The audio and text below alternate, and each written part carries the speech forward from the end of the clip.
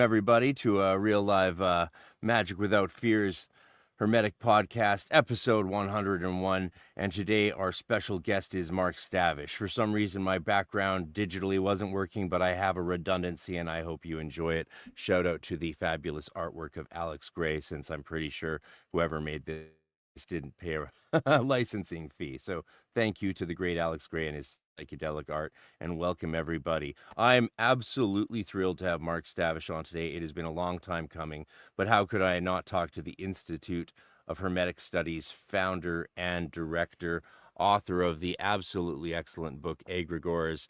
As a Golden Dawn person, you can imagine I was skeptical when someone wrote a book on Egregores, because how can you really write a book on Egregores? But he did, and it's good, and I'm sure you all know that. So without further ado, here is Mark Stavish, and we are going to have a fun time. If you have questions, just shoot them into the chat with a big all caps question prefixing it so that we can address it toward the end. Thank you for being here, and let's welcome Mark to the stage. Hello, thank you for the invitation. Hello, good sir. How's it going? It's great to be here. I think you're my first guest from Pennsylvania, maybe second, but I'm a big fan of The Office, so it has a warm place in my heart, even though I've never been there. Well, next time I'm in Scranton, I'll see if I can get you some Office paraphernalia. I'd offer to mail it to Canada, but you'd have to send me about $30 so I could send you a button about that big, to cover the postage fees. Yep. That is a fact. Yeah, I tried to get the Cicero's lapel pin, the Golden Dawn lapel pin. It was like $10, but like $40 US shipping. And I thought, I'll add it onto something else. But sure enough, as soon as I added it, it's another $40 to. So it's like, $50 of Canada's really, and that's not even the cost once it gets to our border. We have to pay an additional percentage when it gets to our border. So if I get a book from the States for like $200, I might pay like $70. It depends how they ship it and what they write on it. So, enough of that though. I am not surprised to hear they're milking the merchandising for The Office in Scranton, Pennsylvania. That makes it almost like a pilgrimage destination spot for me one day. But also the library that you have created. Let's start talking about that. What is going on with you giving all your books to some university? Why would you do that? Well, we're not exactly giving them. We're raising money to be able to give them. This is a big problem that folks, particularly in esoterica, don't understand. Things cost money. And we really need to get that into your heads, because when we're looking at this conversation, part of it is, what is the notion of sustainability? They love to talk about sustainability as long as they don't have to crack that wallet and let their first communion money out, because this is a real issue. And those of you who are in the Golden Dawn, I hear the inside stories. I hear what goes on, especially with Martinism, Golden Dawn, Rosicrucianism, Templarism. But part of it is we were looking at choices. We've been around for well over 25 years. And prior to COVID, we had arrangements. We are right on the edge of making arrangements with a really good organization locally, where we could establish long-term relationship and the library with thousands of books. I'm still waiting to receive something like 75 or 80 years worth of publications, occult publications, going back to the 1920s. The value on that alone is well over $15,000. And we were looking at this relationship. COVID came along, that derailed it. We came back after COVID. Financial structures were not really in place for them at that time.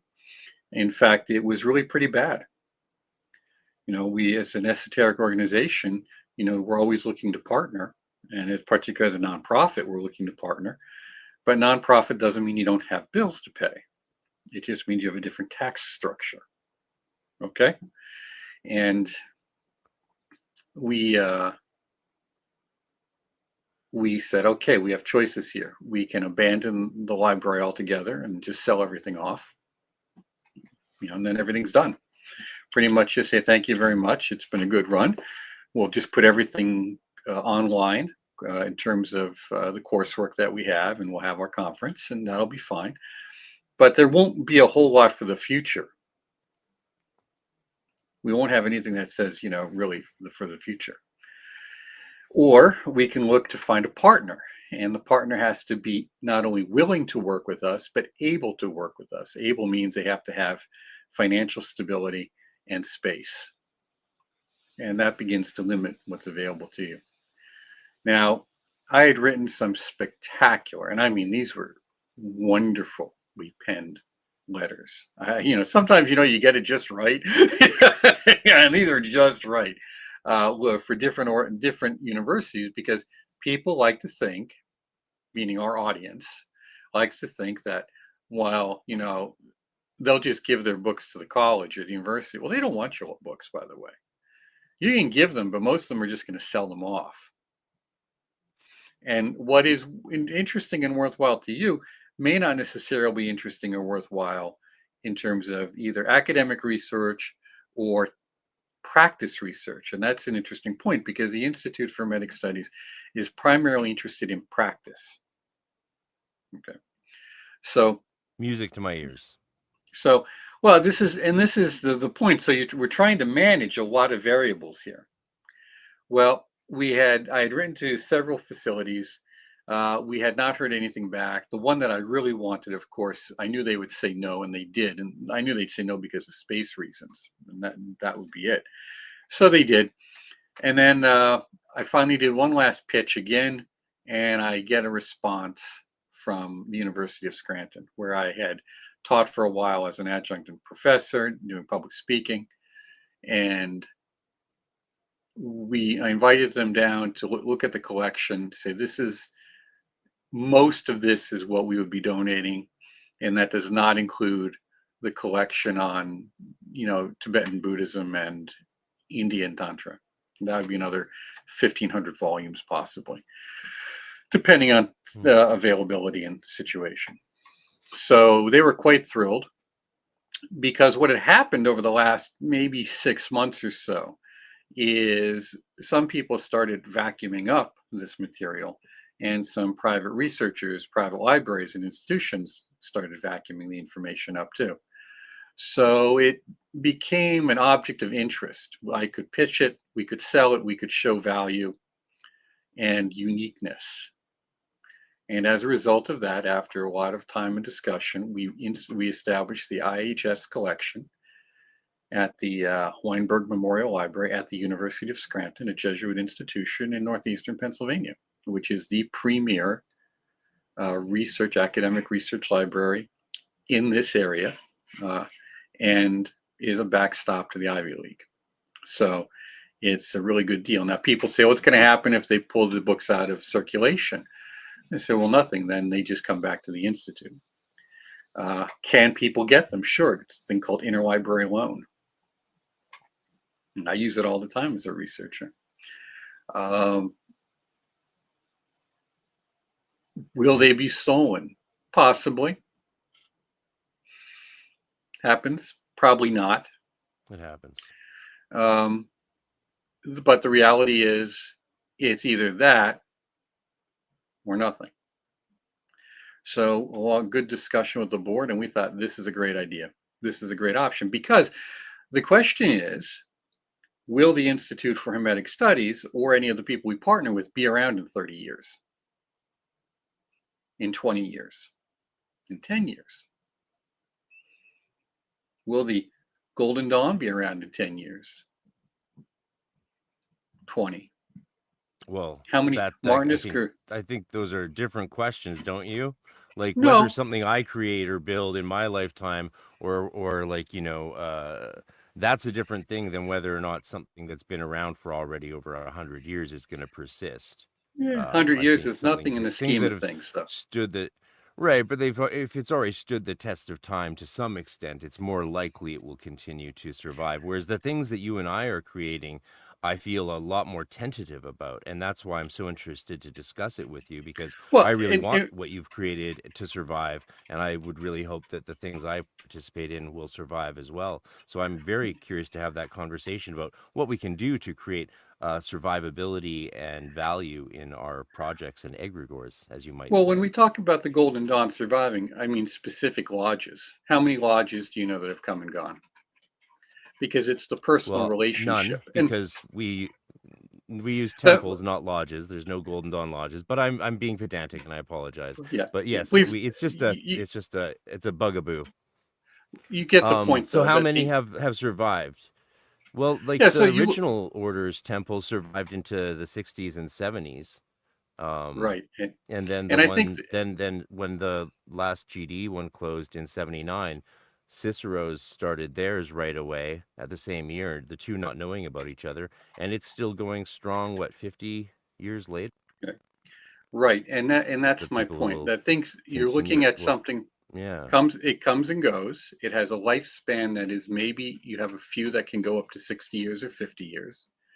You have a few organizations Yeah. within that, temples within it, and Martinism as well. We look at Amorc, we look at the life cycle that it has gone through, okay, in terms of its lifespan and its collapse and in 1990 that never really fully recovered from. So you look at all these organizations, you even look at PRS. PRS almost went out of existence at the same time around 1990. And that's my point. That's what I'm trying to get through. I don't really Yeah. care about the particulars of a Golden Dawn temple. What I'm trying to say and get through to you is that these temples exist because individuals and their leaders have a vision. And they put a lot Hmm. of Yeah. time and energy into making sure that that vision is multi-generational. So when we talk about sustainability, we're talking about that which exists beyond a single generation.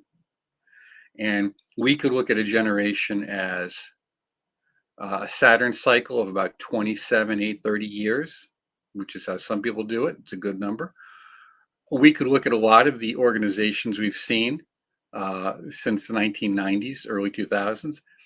The average was a joke. The average lifespan of a Wiccan circle was about 2.5 years. And that wasn't too far off.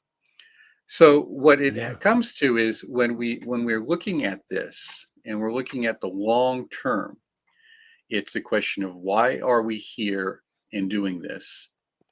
What is the benefit we seek to derive from it? But more importantly, then, what is it we seek to leave to others into the future, which is, again, sustainability? And then we can look into that and ask the follow up question. And this is the one that is really the important one. We say, okay, well, how many of you here believe in reincarnation? And everybody raises their hand.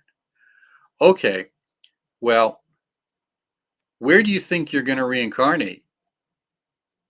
And if you do, if it's here, what makes you think you're going to have access to any teachings? I mean, if you don't create the mechanism of sustainability of throwing the seeds forward and nurturing them, well, then who is? Because you've just assumed you just got to show up and the party's going to be there. What are you doing to make things happen in that regard? And this is an important question because it's not one that we typically ask in esotericism. And in fact, I think, one of the more interesting aspects of this is we are told, in the past, you would be asked the question, why do you come to the mysteries? And the answer is singular, in order to serve, or in order to know, in order to serve. This is the answer you have to give. That notion of service or duty is not one which ties into the notion of virtues, is one that we need to reintroduce back into a lot of teachings. Because when we talk about sustainability and we talk about building for the future, we see it not as a virtue.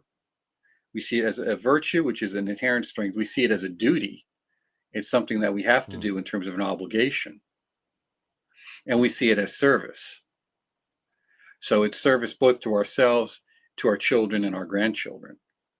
Beyond that, it's kind of hard to tell, but at least we can plan out that far.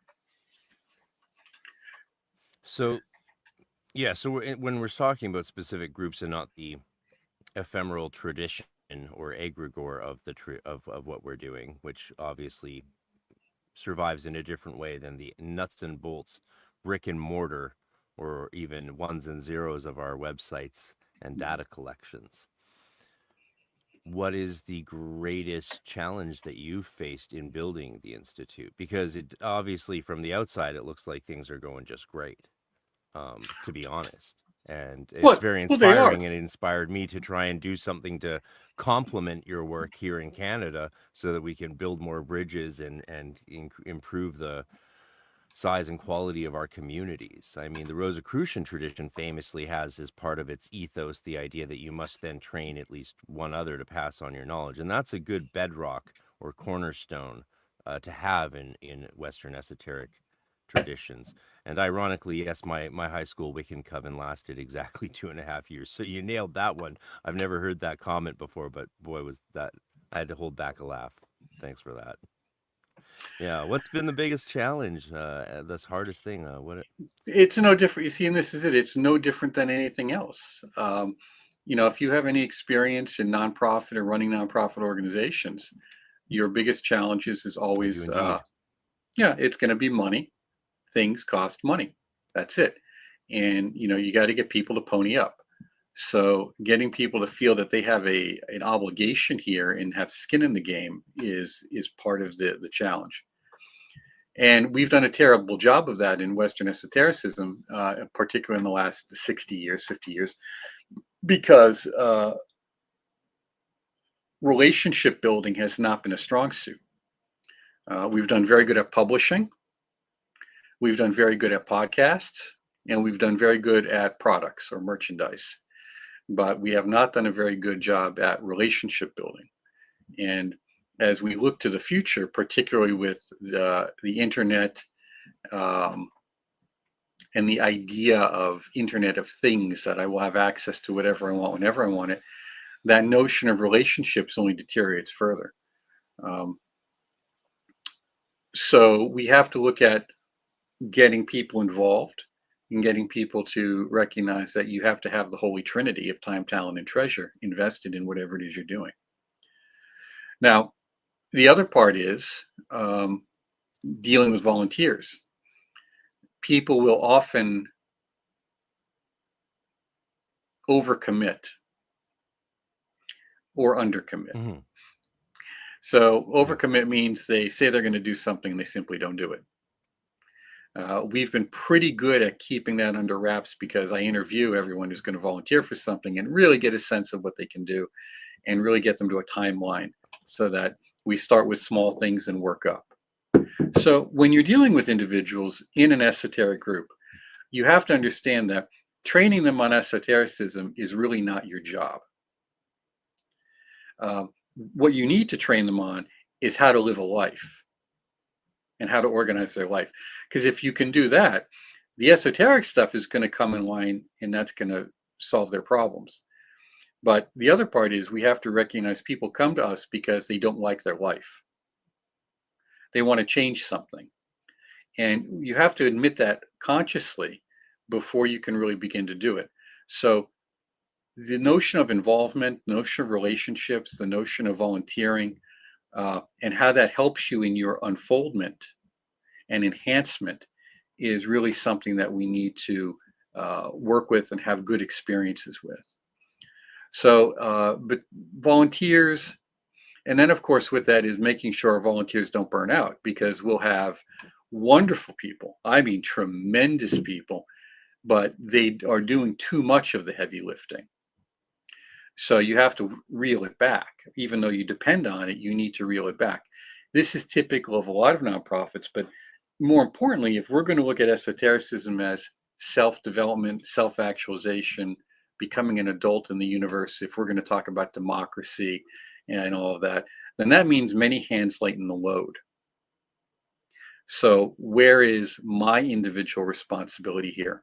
Where are my hands lifting this up and lightening the load?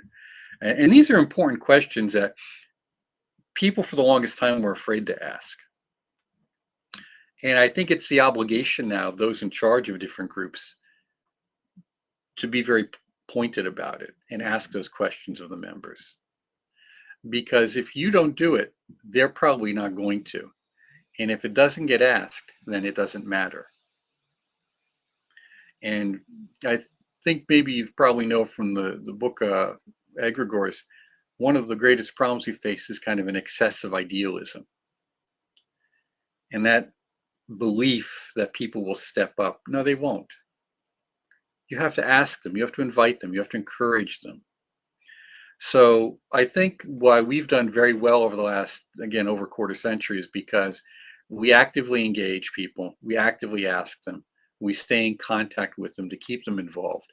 And we also know when to tell them to back off a little bit and rest, because maybe it's too much.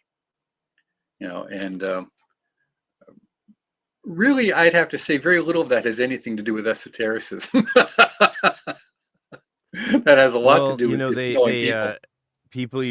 People used to make fun of the Golden Dawn order that I was in for 7 years. I haven't been in any Golden Dawn orders since 1999. So when you mentioned what's going on in the Golden Dawn and Martinist worlds and Amorc and stuff, tell me any to let me know, because I'm not. You probably know more than me about what's going on. I'd love to talk about that as well. I did. Ours was a not-for-profit though, and I was the head of it at the end when I closed it down. Our problem wasn't money. My student loans helped cover that quite nicely. So you could say the problem was money. Our problem was, people being willing to forge signatures and stuff like that. Unfortunately, that's what sort of ended ours. So even worse. Yeah. Well, that's the guard ye well the Western Gate problem, is that we can be very desperate for members. And in that desperation for members, and that's why we don't do ours as an order. The Institute for Hermetic Studies was specifically set up as a more of a educational college, structure. There's a course of study, and you go through it at your own pace, and you have a lot of choices about what you're going to do. That way we don't have to stay on people. But the idea of an order with degrees and grades and all of that, the problem there is, one you're all too familiar with, and a lot of other people too, is especially if you have a degree structure that requires a lot of people for a ritual. You find yourself needing 12, 15, 20, 30, 40 people to hold degrees and rituals, and that's not always possible. And at the same time, then there's the push. It's kind of like being in Boy Scouts. You're in Boy Scouts, and what you find out is that even though you're now you become a wolf or a barracks or whatever it is, and then you go to Weeblos 1 and 2, and then you're going through it, but all the emphasis is on getting everybody up to an eagle. We got to get everybody to an Eagle Scout. We got to get everybody there. And I was a Cub Scout. Yeah, see, you know what I mean. You can push through this, and emphasis can be on getting the grades rather than on having the positive learning experience that the grades are supposed to provide. So the problem with orders that a lot of them are facing is just there's an involvement issue, membership issues, the typical things. So we have to look at who we let in if we're going to do orders and rituals together. But for us, we set it up so we wouldn't have to be that concerned about it. Yeah, I really like that about the approach you've taken. I think that's a really exciting shift in the landscape, and I certainly, of course, hope to make it to one of your conferences one year. That will be a treat when I can make it out to Pennsylvania. Also, the University of Pennsylvania is really famous. I'm very familiar with its reputation. A lot of good writers, good scholars, good studies come out of that place. So you're in a good part of the neck of the woods for what you're doing and for finding serious scholarly people. It's always 20% that do 80% of the work, they say, right? And one of the things we were made fun of in the 90s in our order, people would make fun of us because we were required people in the grade of Theoricus. we required them to not only read, but to do an entire course that we gave on the 7 Habits by Stephen Covey. And people mocked that a lot, but it changed everything for us when we started doing that. It was amazing. And then I started doing a magical version course from on principle of his principle-centered leadership called Principle-Centered Magick. And I was doing that at 7 a.m. in the morning, and members would come to attend that seminar before they went to work each day. And it was incredibly successful, and it created excellent leaders and higher grade members in our group. And we worked like the operating machine. Every single person who came to our international events in Vancouver and saw how we ran our temple was flabbergasted and astounded at how efficient, at how dedicated, and how serious we were. So it is possible. It is definitely possible to achieve that kind of operating system. The danger that we felt, that ended us was, all it takes is 1 or 2 corrupt people. Yeah. Willing to commit crimes, serious crimes. And we live in a country where the police support criminals, not victims, and that compounded the issue. To this day, the police don't care that the bank records have my signature forged on them, and it's still an operation under forged. They don't care. They know, they don't care. The law courts will never do anything about it. And I've put that long behind me, but that's a problem, eh? That's a big problem. So we did find some success with, teaching time management, teaching personal habit development as a complement to the magical and ritual and meditative work that we naturally do in Hermetic practices. So hopefully that inspires a few people out there. Well, that's critical because if you don't have those, what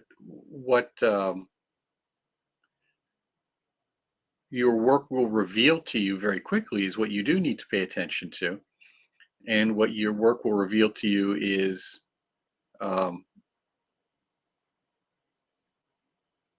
things you've been avoiding. So when someone comes to esotericism and says, I want to improve the quality of my life, that's good, but then you have to get rid of the things that are making it not as enjoyable. And a lot of that has to do with stuff people just don't want. Discipline, obligation, involvement. What is my duty? We do a course called 415, which is the 4 things you have to do every day for 15 minutes. And part of that talks about what are your 4 duties and obligations. It's called, take care of the pennies and the dollars take care of themselves.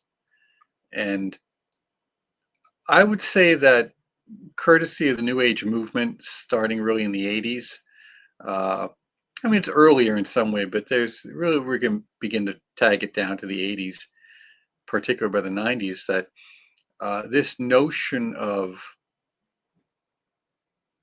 esotericism as being a practice that gears you towards experiencing life in the not just wasn't there.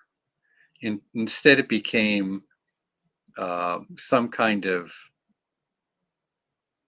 well, The Secret is a good example. The Secret's kind of like the ultimate poster child for bad behavior.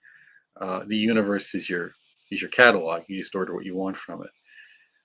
So, not to go down that road too much, but we need to, if we're to have sustainability in the future, we have to talk about those issues and what that means in terms of making people that are sustainable. See, it all comes back to people. It all comes back to NetSac. If you look at why organizations succeed well, sustainability's in your NetSac. Well, it has to do with relationships. What do we truly love? What do we truly love, and what are the relationships, and how do we nurture them, and how do we encourage them in a healthy way? So we were able to develop some good local relationships, some good relationships with the University of Scranton, some good relationships with some sponsors as well for the conference, which we hold every year. And of course, even going back, we're talking about sustainability, even back in the early 2000s, we set up a fund at the Luzerne Foundation which is again, a community foundation. And we weren't sure at that time. Things weren't looking really good for us, whether we'd be around or not. So we took what money we had and we put it in a fund so that at least we would know that we had done something. Now, of course, that's the Louis Claude de Saint-Martin Fund, and it still exists. And we don't have control over it. It's a donor-designated fund, so we can request drawdowns to help us support the conference from it on an annual basis, or not if we choose not to. And the point here is that we could have looked at what we were doing in those early 2000s and said, things aren't looking good here. It's post 9/11. A lot of the people who we had coming in from New York and Jersey aren't here. We're having all sorts of problems, even though people are dedicated. And we could have just closed up shop and walked away. It would have been very easy to do that. We would say we completed quite a bit, but that's over now.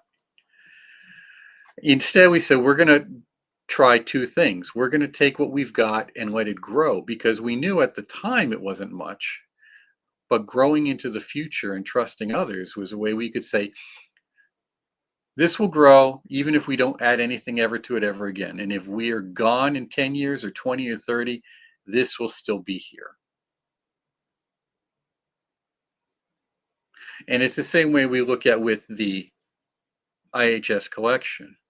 We're creating something that will be here in 30 years. Why? Because the university is going to be here in 30 years.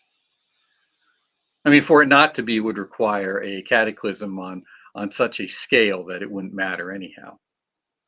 So that's literally the reason why Valentin Tomberg went to the Roman Catholic Church to embed his teachings in it, just so it would survive. He literally said that was his main reason in private. He confessed that it was a bit about faith, but it was more about this is the best vehicle to carry these teachings forward. So he snuck them into Roman Catholicism. That's very interesting that you mentioned that. I thought I'd share that you're thinking along the same lines as a great mind.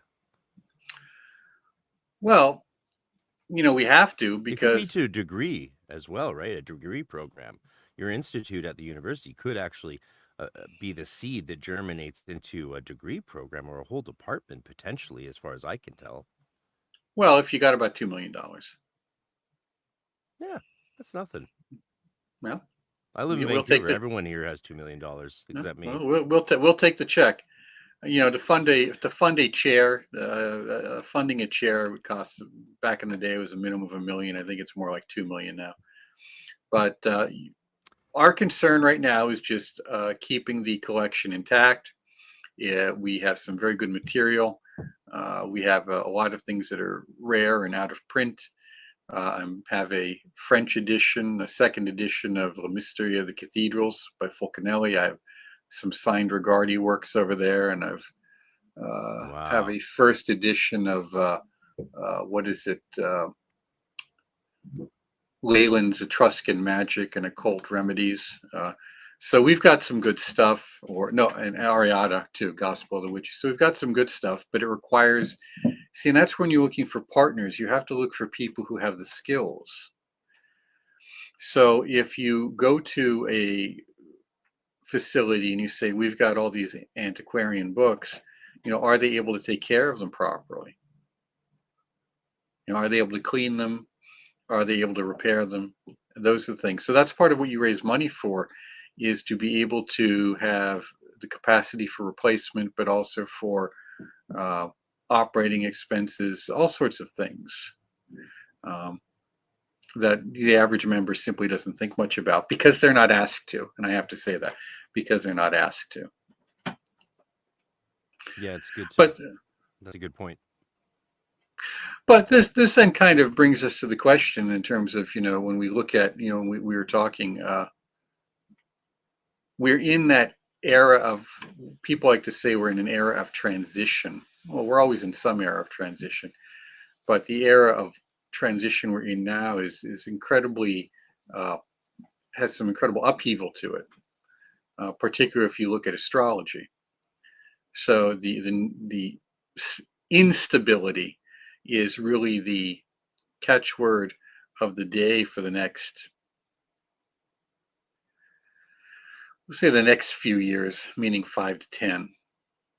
People think just that this 4 years, but no, more like 5 to 10. We have a couple questions that have rolled in and that are timely to this little segment we've done. Michael Lynch asks, Mark, can you say the date and of your conference and location? Oh, Mike, yeah, of course. It's going to be the first weekend in June. The location, of course, is where we've been having it every year in Wilkes-Barre, Pennsylvania. And the cost, I think we have the gate fee. I think it's at $60 or $65. I'd have to check. But if they send us an email at info@hermeticinstitute.org, of course, Institute for Hermetic Studies, they can find us on Teachable or at Vox Hermes which is our blog. We have a posting regarding the conference, the listing of presenters, and all of that stuff, and we'll send that to you. We'll send you the link. Wonderful. Yeah, I was looking over the details of the conference, and I've obviously paid attention to it every year and been like, yeah, that's on the list. I've only made it to 2 occult conferences due to the COVID lockdown. Oh yeah. But I got to the Berlin Occulture in 2018 and barely made my presentation slot in time due to airplane nonsense. And then Pantheacon 2020. I got to go there and probably brought COVID there with me because I had got a horrible flu that week and then showed up and lectured after I recovered. However, a week later we found out what was going on. And it's nice to have Arcanum in the house. Here's another question. Teresa Michelle asks, pertinent to what we've just been discussing, how does one get on your mailing list, Mark? I assume you have a website email subscription as normal. But yeah, our website is being redone. Mailing list. Our website's being redone. It's you can go to the old one at just Institute for Hermetic Studies. It'll pop up at hermeticinstitute.org and you'll find it. But really, best place to go is to Teachable. Go to the Teachable platform and log in there, sign up, and then when you do that, make sure that you click the appropriate box so that you can receive emails, and that way you'll get updates on everything we do. Now, we do post stuff also on Vox Hermes, which is our blog, but it's strange. Teachable is a strange way of dealing with mailing requests. If you read, they may have changed the question, may have. I have to go back and look. But it was phrased as a double negative. So people were always inevitably checking the wrong box. Yes, I want to know. Yes, I don't want to receive emails. So go there. And if you're not getting emails from us at least once a week, then go back and double check. That's hilarious. And sign up for our free course too. Yes, I've done that, folks. It's actually worthwhile. So many of us book collectors, as well as readers and students, what is the best way to keep them in shape and pass them on to the IHS via a will or trust? I mean, you and I have already talked about this. I was like, that might interest me to leave them to you guys. And you, of course, pointed out it must be in writing. I said, of course. And is there anything we can add to that? Any details? Also, he's asking for tips on caring for books. So maybe you have some experience with caring for books in various ways. Books looks like a steady climate. They don't like to be too hot. They don't like to be too cold. They can't be super duper dry, but it certainly can't be damp. Mold is not your friend. So I would say look at what you've got and go online and see what the book experts on YouTube have to say.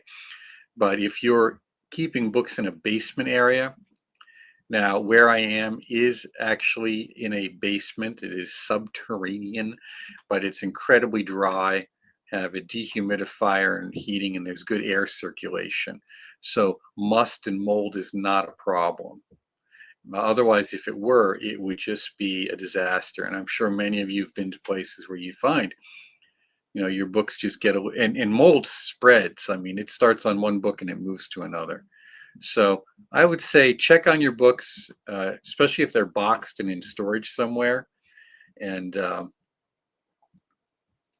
check on them often. Also, things that may be of value. If you're interested in sending something to us, it's very important that you realize we need to have a listing of it first, because some of it may not be of value. It's just the way it is. We had one person who was very generous, and they sent us something like 300 titles. Some of them were spectacular, wonderful. And we immediately just logged them, boxed them, and gave them to the university for their rare book section. However, about 100 titles, paperbacks, were not in that good of shape. They weren't something we could resell, like at the conference, to raise money. Couldn't do that. So we donated them to a local neo-pagan group. We said, here, guys, you can have them, because they're good reading copies, but we can't do anything with them. So if you're thinking of sending us something, it would be good to have a clear list, possibly some photographs, and discuss it with us. And if it's something you plan on doing into the future, that should not be a problem. However, we'll probably have some things up on our website on other ways to manage that. Because in the event the Institute is no longer functioning, and remember, any organization has to look at that as a possibility, even if it's not planned. What is it 20 years from now? What is it 30 years from now? Everyone says we're going to leave it in our will, but nobody thinks they're going to die. So, we look at this, say, if you're going to get something in 30 years from now, we may not be here. We plan on it, but there's a possibility it won't happen. So the good news is they could be sent directly to the institution and directly enclosed in the collection that way. So you see why we're very happy with this arrangement, why we're very happy with going this way, because what we're doing is we're ensuring, again, that continuity that we're looking for.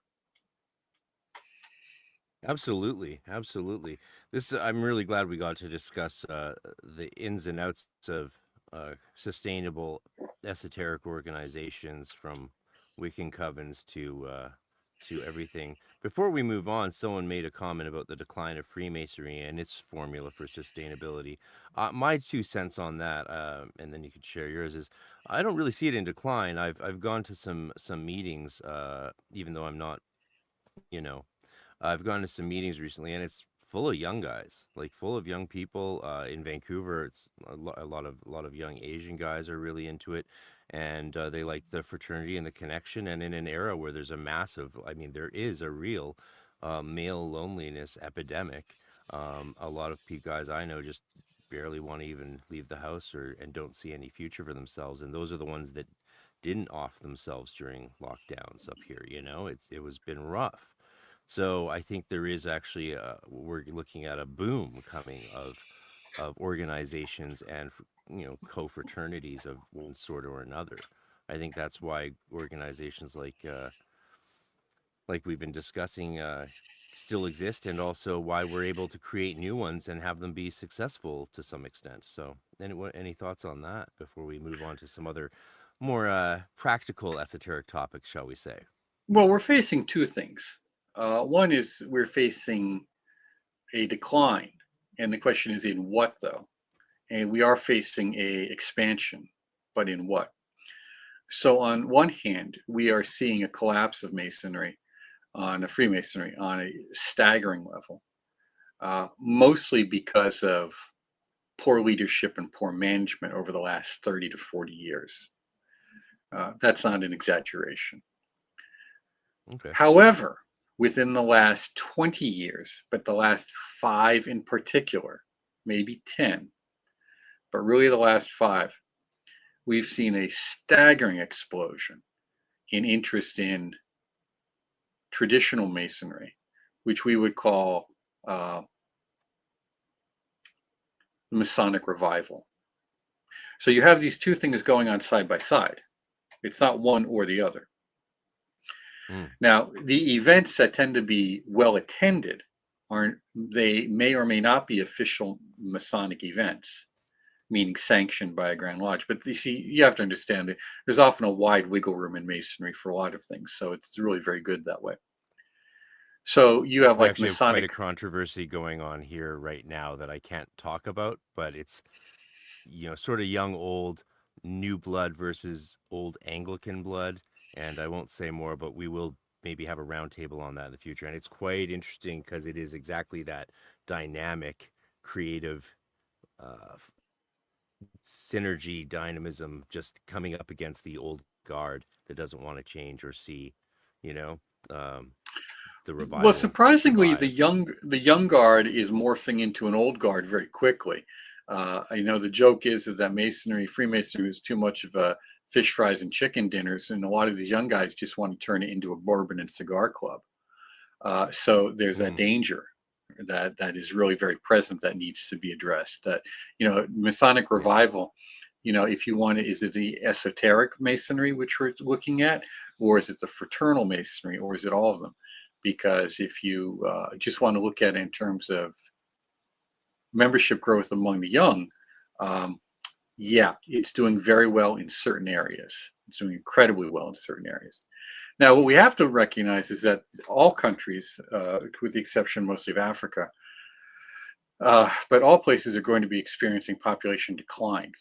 And so when we look at sustainability out 20 and 30 years, which again, a generation, which means you're planning, you have to recognize that there's really probably going to be fewer people and some fewer people who are going to be able to run a lot of organizations. And yeah, Masonic education classes. Yeah. And to be clear on that, Masonic lodges represent the locality they're in. So you have tremendous freedom in that body to do a lot of things. So if you're in the line and you become, master of the lodge and you have a good line for 3 or 4 years, you can do a lot of educational. If you're in Scottish Rite in particular, there's tremendous opportunity for education. And in fact, I'll state this very clearly. I've often told a lot of young men, um, join your lodge. You're probably not going to want to attend it much after a while because it probably is going to be boring. But listen closely. The Pennsylvania Academy of Masonic Knowledge has 2 spectacular free conferences every year. You can visit them and attend them in Elizabethtown, or you can watch them on YouTube live streamed. They're great. Uh, they have the Pennsylvania Grand Lodge has a spectacular education program. Both northern and southern jurisdictions of Scottish Rite have wonderful education programs, and I just finally got to see some of the educational material put out by Knights Templar in New York, right? And this was just really great stuff. Their small publication is almost an ignored, underestimated jewel. Some of the essays were off the charts, and of course, you have academies of research, lodges of research, and other appendant bodies that you can become involved with. So Masonry talking about it is tricky because it's not, you're going to join your Blue Lodge and then you're going to have all these other experiences, and if you just play it right, you can meet up with a lot of great guys and get a lot of great information. Yes, that's something that's pulled me back to it. I was originally initiated in 2004, but then they just forgot about me, and then I moved to Europe for my doctoral studies, so I didn't finish. But now I've been reconnecting now that I'm older, and I enjoy that quite a bit. It's a nice thing to have there, and a lot of friends are in it, and that sort of thing. So yeah, there's a lot of value, and the way in which it keeps traditions and esoteric knowledge alive is something Jason Luke pointed out. I that I really think is important. It is important because the young people like to say the internet is forever, but you and I know the internet is far from forever. In fact, it's very disposable. All the novels, everything I've written, all the blogs, most of my work, a lot of my music, thousands of pages of content, hundreds of videos that I put online from 2004 on the different sites I wrote on HTML. It's all gone. It's just been wiped out. I have no idea where it is. I can't find it anywhere. All the sites I used to put things on are gone. So the internet's not forever, people. Print stuff out. Put it in a filing folder if you think it's valuable and should be preserved for the future. But yeah, the struggle of different visions within Masonry is very real, and in the near future, hopefully I'll be able to share about what's going on here because it involves art, it involves artistry and creativity, and the struggle of the old guard and sort of religious or creative censorship going on, which is shocking to me and probably to you, but to some people they sort of feel like it could be a tool for uh, sense of control. Some people think it can be a tool for control and of censoring people. So that's sad to see that monster's head rise up. Speaking of Louvre, you suggested a discussion of one of the aspect. If you're ready to move on to another topic with me, of course, if that's all right with Sure, you. whatever. I love what we've been talking about. I never get to talk about this topic with anybody of just the polity and structure of organizations and because it's so important, and I could talk about it for hours on end with you, honestly, but I think we should have some fun with some other fun topics like apocalypse. You suggest we talk about apocalypsis from how did you phrase it, from something to Louvre, from Tyson to Louvre. Oh yes. Oh, such a fun topic. Okay, are you ready? Is everybody out in the noosphere ready for this? Okay, apocalypsis from Tyson to Louvre. And right before that, I will address your friend Michael Lynch's question. Frater RC, are you aware of the bookbinder in Vancouver, Paul Tronson, whose bindery is called Period Fine Binding? Serious book corn. Absolutely. He's a very dear friend and mentor of one of my best friends, and he is actually in Victoria, BC. I was meant to be there last week to hang out with him and do some video filming and talking with him, and catch Jeff Martin of the Tea Party's show afterwards, but things went haywire and I was not able to get over to the island. But I'll be there soon to hang out with Paul Tronson, and shout out to Period Fine Binding. He's a living legend, this man. So now on to the unveiling, the apocalypsis. What's your thoughts on Tyson and Tyson's theory, which is very much, for those who don't know, Tyson's theory is that the purpose of Enochian magic was the apocalypse. He interpreted that in a very literal kind of Christian Armageddon end of the world way, which is not how I, as a Christian priest, would interpret apocalypse or apocalypsis. I see it more as the unveiling, as in the revelation of the book of Revelation is it's revelation, not revelations, as we all know. And the revelation is the unveiling of Jesus Christ returned as Lord and Savior. That is the theological meaning of the revelation of St. John. But it's become, of course, a very fun end of the world kind of literal interpretation, which Tyson interpreted from the John Dee and Edward Kelly Enochian system. Then Louvre takes it into this sort of thelemic age of Aeon of Horus paradigm. What's your thoughts, Mark? You proposed this question, and let's get into it. I just think it's humorous that when Tyson talked about it, he was pilloried. And then Louvre talks about it in a more academic and more pleasant manner, and they lap it up. So I mean, I just think it's humorous that you give it 15 or 20 years, and suddenly it'll come in vogue. When Tyson said the purpose of the Enochian system is the apocalypse, I mean, he's absolutely correct. Yeah. Now what is the apocalypse is something we can parse. out further, but that is absolutely the purpose of the Enochian system, apocalypsis. And we know this because that's what the angels who Yeah. said. And so we take them at their word, as we do most spirits sometimes. I think when we look at, again, this notion of transition, we are looking at one of the ways I phrase it to folks is, if we're looking at the post-Christian era, then are we looking at the Christian apocalypse? And I think it's reasonable to say yes. If we look at that, then we have to see, what is that? And the tendency is to want to be right. I want to be right about this. When we have to look at anything from at least 3 or 4 or 5 different perspectives. So if we look at the revelation of John, many people will say, well, this is just referring to events in the early Christian period, historical events that were going on. It's symbolic of that. I say, okay, could be. I'm in no position to say yes or no to that, so I'll say could be.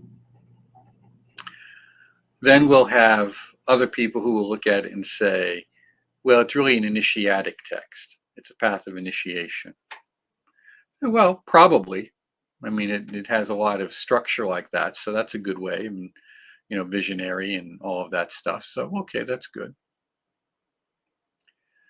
And then some will say, well, it's a prophetic text looking at a time into the future. And maybe it isn't the end of the world in terms of a linear event, but we will now reinterpret that as the end of the Christian age. So some will say, well, that's the end of the age of Pisces. Okay, I'm okay with that. My question is, why does it have to be one but not all of them? Because we're looking at something which is essentially collective anyhow. We're looking at a cyclic representation of the initiatic function or process on an individual level, on the level of an organization, on the level of, we'll say, a world. We have no problem talking about the age of Aquarius, although it seems stunning that few people understand that that's the age of Saturn, followed up by another age of Saturn in Capricorn. We have no trouble talking I have a about. little YouTube series on called The Dark Ages of Aquarius, where my mother gives her thoughts on the beginning, this initial phase, and what comes with the age of Aquarius. And it's so shocking to a lot of people because they're like, I thought it's meant to be love and light. It's like, yeah, that was the Piscean interpretation of the age of Aquarius, right? The dawning of the age. But if you look at the Aquarius qualities at Pisces and of Saturn and Uranus, like it's like the age of of androgyny, authoritarianism, and restriction and death. So, there is some nice sides to Aquarius, but there's also some really dark stuff. And we're going through that now, as we can see, going through the shell before we get to the wheat. Well, if you don't do your duty, what did Krishna tell Arjuna to do your duty. If you don't do it, then it's going to suck for you, because that's what Saturn's going to grab you by the scruff of the neck and hold your nose to. What are your obligations? What are those things you must do that you don't really have a choice on? And if you try to wiggle out of it, it's going to hurt a lot. So you look at Thelemites that. might see that as their true will. Would you agree? Thelemites say a lot of things. Well, I mean, like Saturn as Da'at, in the sense that it's Da'at and the gateway to the true will. I bring that up because I think when you say duty, it is a challenging word for a lot of young people these days. It's even a hard word sort of for my Gen X blood, because Good. And that's why we should use it instead of. we didn't have any duty really, because we didn't really have any parents in our lives or mentors whatsoever as the latchkey generation. It was just like once you were 10, it's like you felt sort of on your own. At least I did. And I know my sister felt the same way. And young people these days, I wonder if they have any idea of what is meant by duty. So I threw out there for all the magicians the idea that true will could be one way of viewing the Saturnine sense of duty, right? It's that thing, that knowledge that connects us with the greater neshama and the greater countenance. I would say the problem with anything thelemic in terms of true will is it's such a nebulous idea. It really is terribly nebulous and personal, whereas duty is pretty clear. You have a duty to take care of yourself. You have a duty to be healthy. You have a duty to sustain and support yourself. You have a duty to be sustaining and supporting your family. If you have chosen to have one or be engaged with people, you have a duty to carry your own weight. You have a duty to your employer and to your clients, because they're the ones who provide you with the resources to take care of yourself and your family. You have a duty to your community. Most of the folks break down right there. This idea, I got to do something for my community, and that's why esotericism is so mamsy-pamsy. Their notion of duty to their community is political involvement rather than actual individual activity or something. Then you have a duty to your tradition or to your God, or what is your ideal. How do you manage that for the future? How do you sustain that? See, when we create the Institute for Hermetic Studies collection, that's our duty. That's our obligation. That's not a choice. The choice is to do nothing. The choice is to take the burden, to take the responsibility, to pick up the cross, and to do it. Because if we don't, who will? And that means in the future, I get a seat at the table. Meaning that if, there's a funny thing. In Vajrayana Buddhism, they do a lot of prayers for the teacher, swift return of the teacher. And what most people don't understand about that is you're not doing a prayer for the swift return of the teacher for the teacher. The teacher doesn't need that. What you're doing it for is to say, listen, we're not stupid. We're not morons. We're not ingrates. We haven't forgotten about you. Please come back and help us. We want to learn. And that's important to understand, because if you don't make an effort to reach out to the invisible and let's say the adepts in this way, they have no obligation to come down and help you. My great uncle used to say, it's God comes 50% of the way, sometimes 51, 52. That's why it says the gods help those who help themselves. And so it is your duty to help yourself. And it is your duty to make sure that there is something there to help you and others in the future. If you truly believe that esotericism has value and that these ideas are of value and that they're important to your becoming as an individual, then it is your obligation to preserve them. And that's something that we're talking about. Failure to grasp that is really an indication of, again, we can call it the Kali Yuga or the apocalypse or whatever you want, or the social decay, but it's failure to grasp that is indicative of, well, maybe we are in that time if you don't understand that.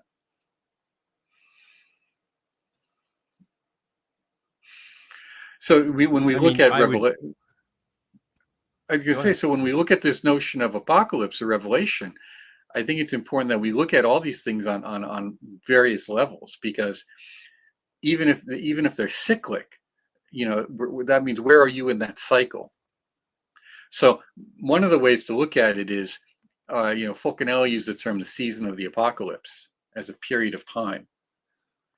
And Dubuis used one called the initiation of the nadir, or the nadir. You know, how there's a kind of a collective solar wind or force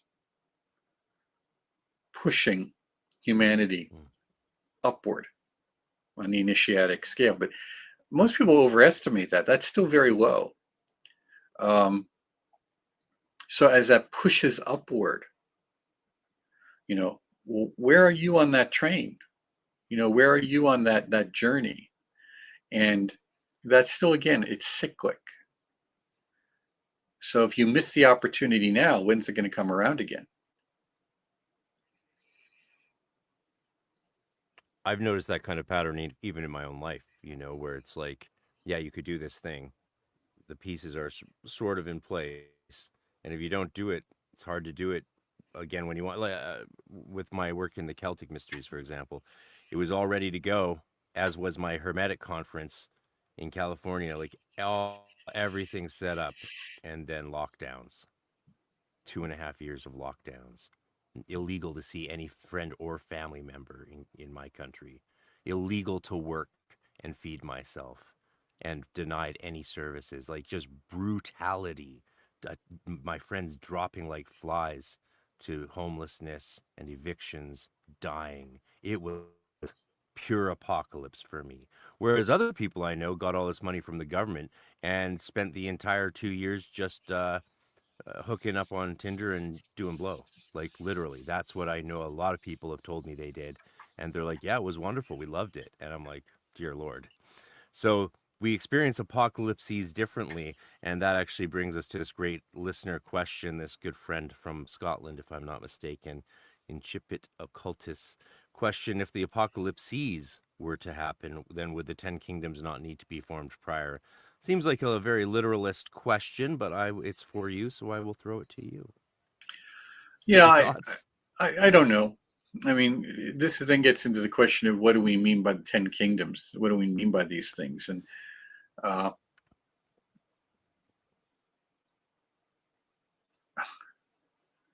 the problem is when you look at something prophetically, going back to the notion of the season of the apocalypse, it's a season, it's a period of time. It's not a single moment. And when you make predictions, the farther out you are from the event, the harder it is to be precise. And also, you're interpreting those experiences according to the framework you have at that time.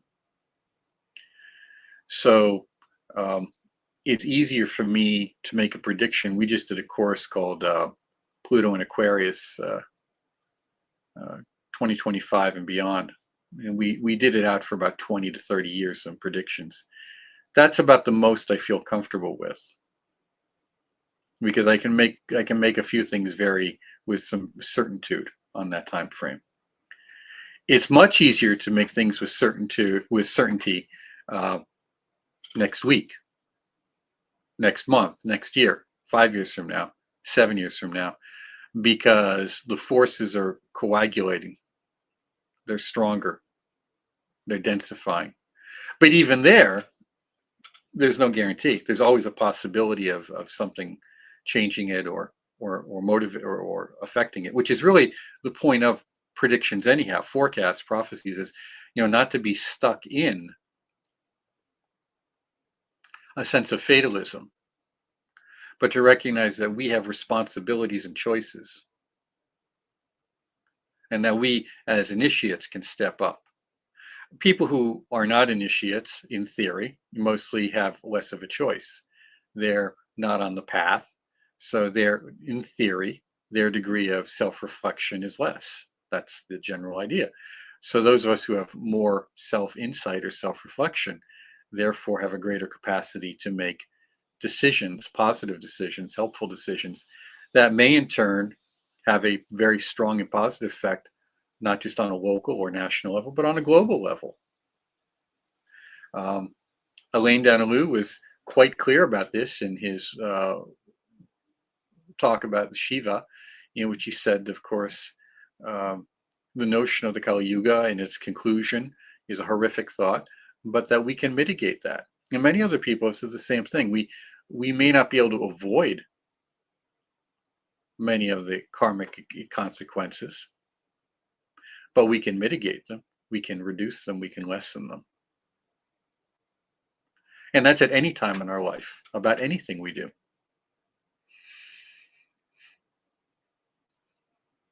Mm-hmm. But it involves not thinking less of ourselves, but thinking less about ourselves. If we look at the power of initiation of Tiferet,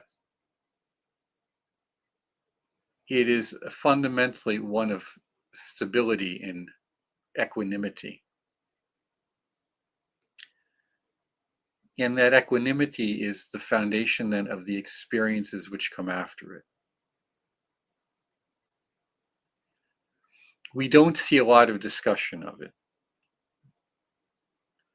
but the equanimity then has potentiality to be strengthened. Many people reach that state of inner equanimity, and it is so pleasant they don't like to be moved from it because they are not able to carry it over into action. They're only able to maintain it when they are within. We have to learn to maintain that in action. And that we would say is the movement from Tifereth to Gebora. It is easy to maintain that sense of equanimity if we are adopting ourselves to a solitary path, the so-called path of the hermit, or if we are talking about lots of generosity and compassion. But how do we maintain that equanimity and compassion in action?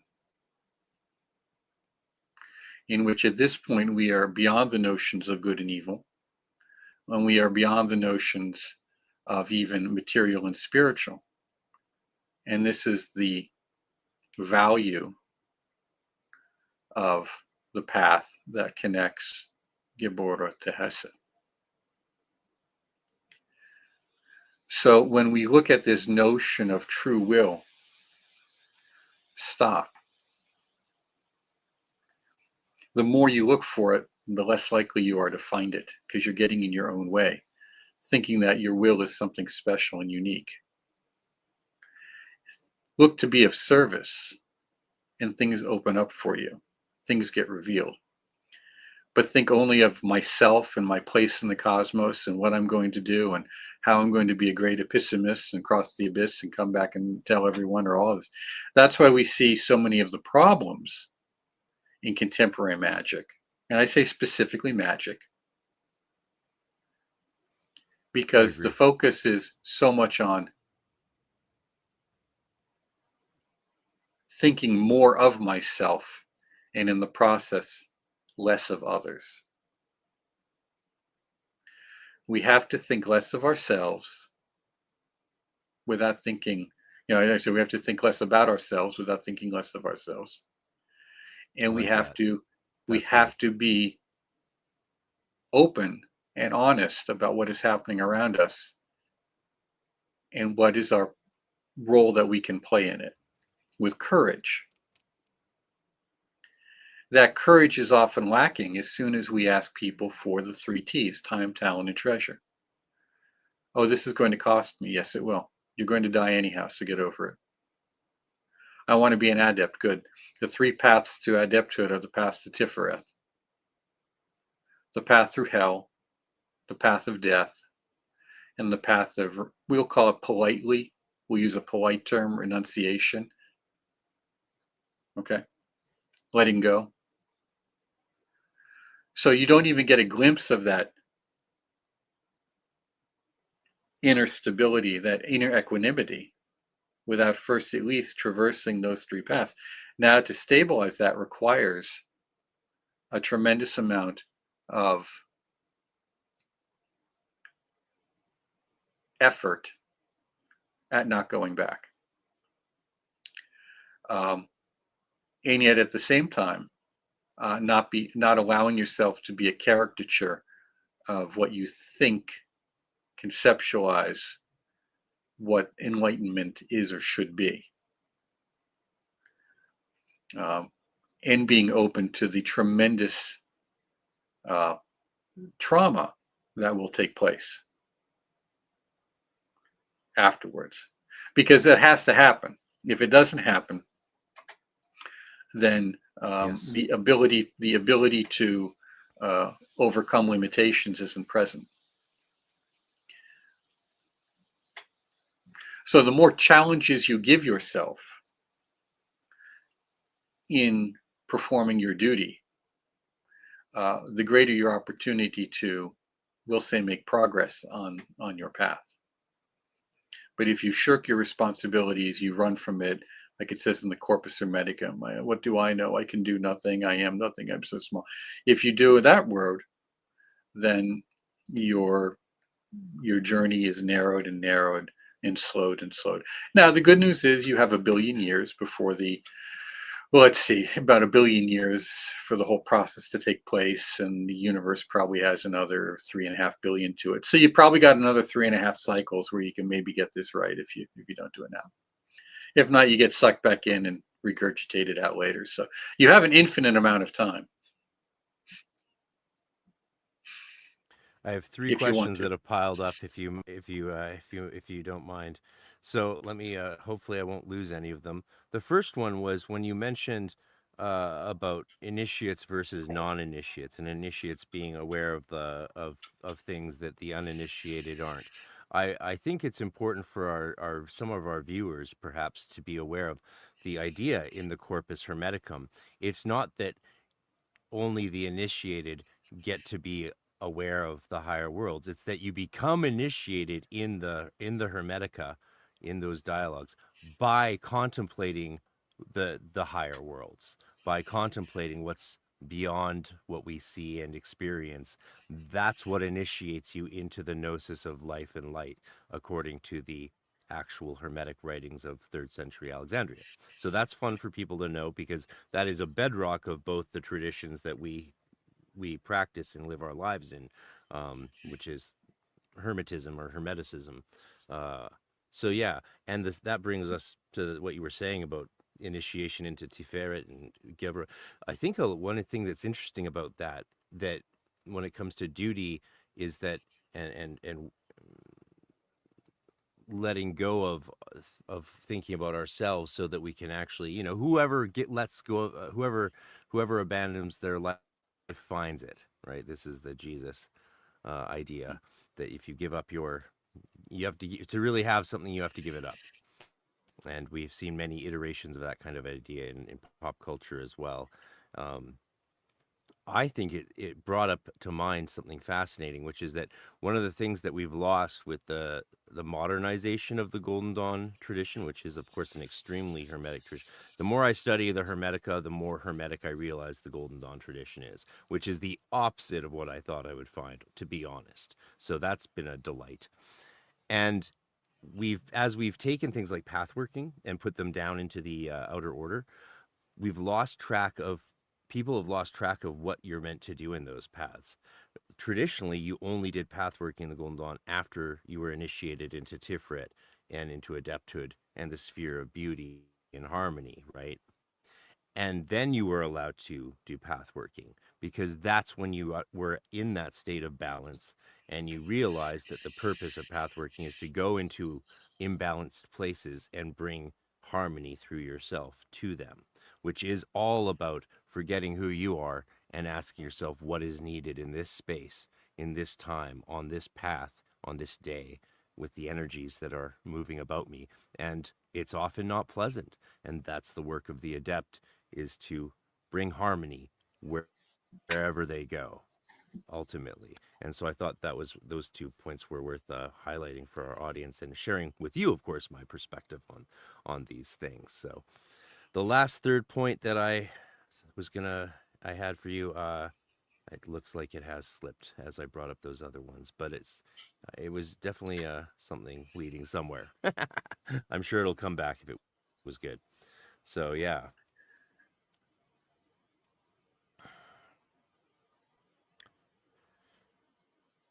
Anyway, It will return. it will return. The journey forward is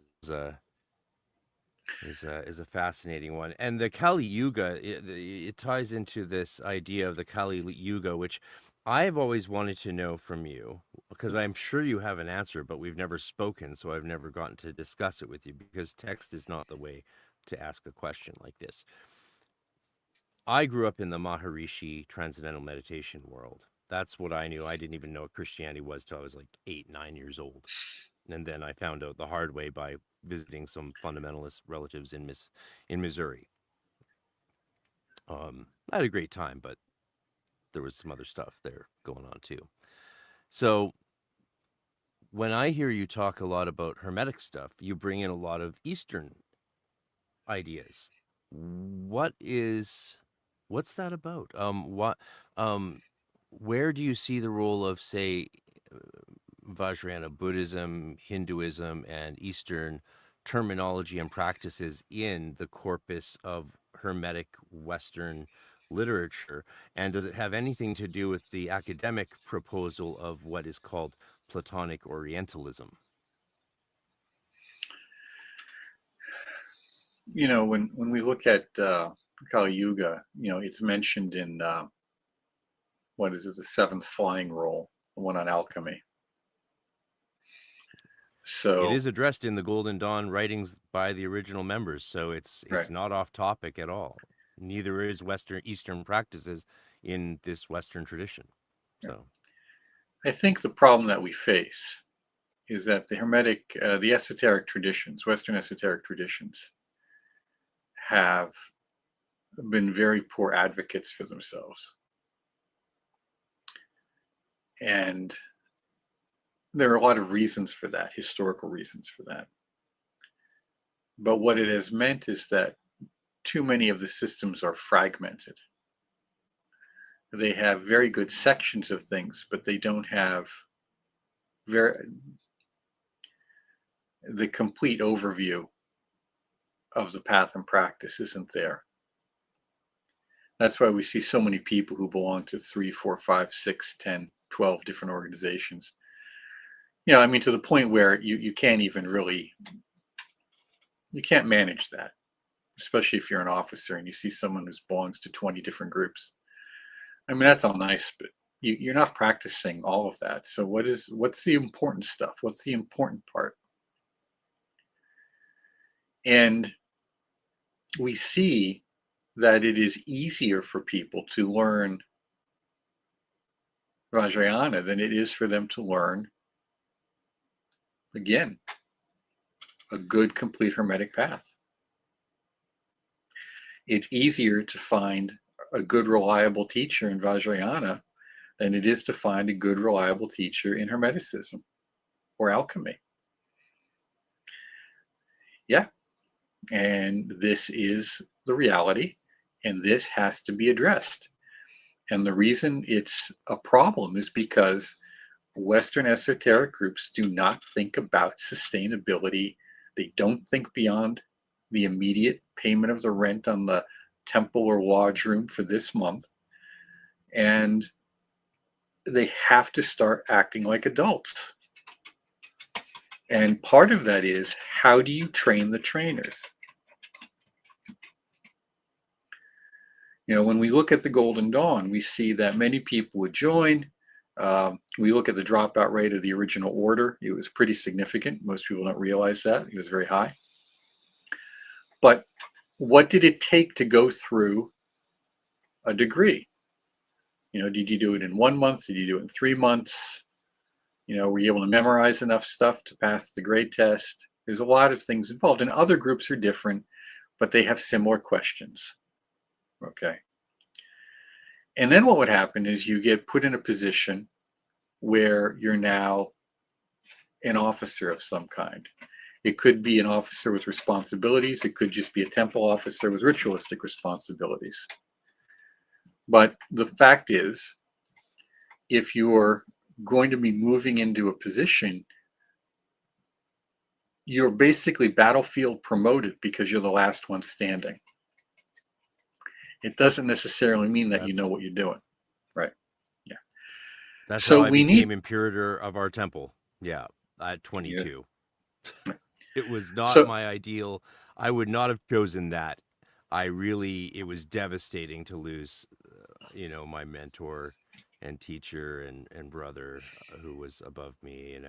It was great being second. That was awesome.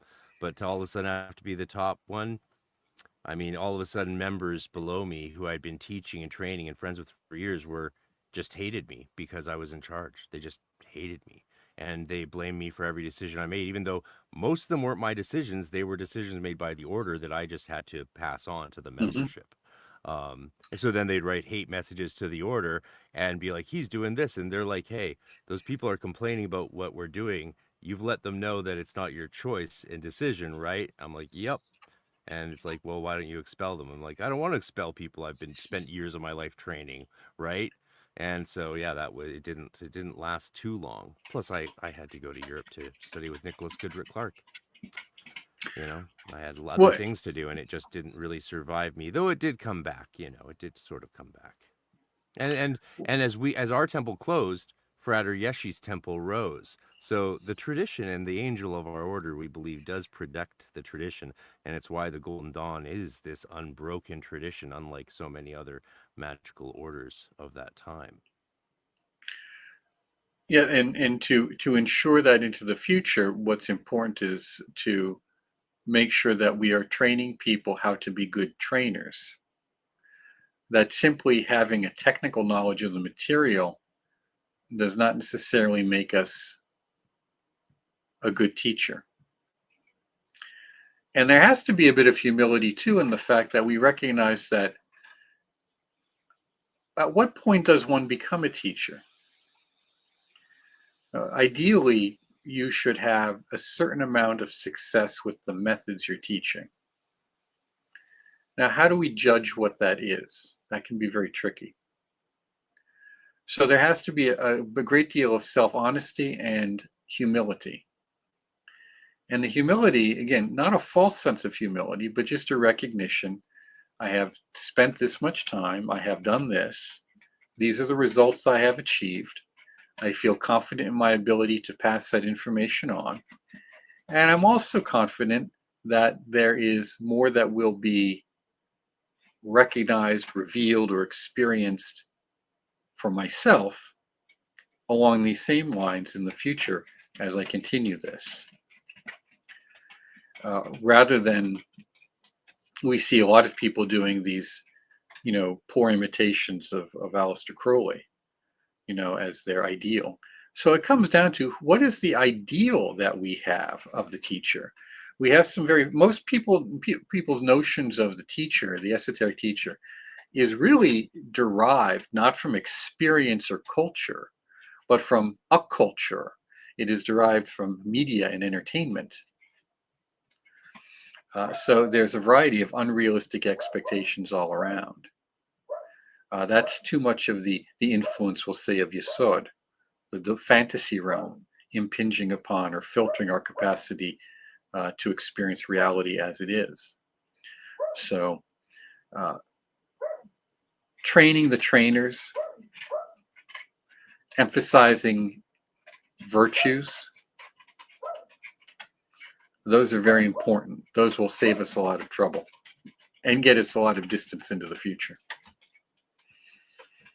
Yeah, this is a great, I love this topic. So thank you for being so willing to explore it with me. This is absolutely, I think, also what is really badly needed.